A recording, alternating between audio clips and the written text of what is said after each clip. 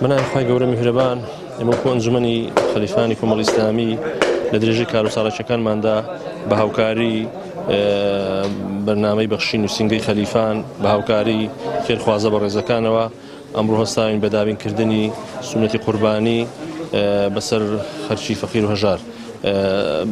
سەر ئاژەڵەکانمان بریتی بوون لە 37 سەر ئاژەڵ کە ئەکاتن گۆشتەکە ئەکاتن 886 کیلۆ بەسە 433 ماڵی خەلیفان و دەوروبەری دابەشکرا. لێرەوە دەستخۆشی لە تەواوی خێرخوازانەکەین، خوای گەورە پاداشتیان دەدەوە.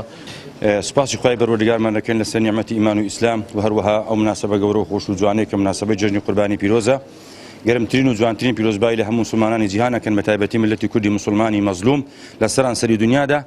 و سپاسی خوای گەورە ئەکەین لە ناو کۆمەڵێکی مسلمان لە ئەنجومەنی خەلیفانی کۆمەڵی ئیسلامی کە هەستاینە بە دابەشکردنی گۆشتی خێری قوربانی.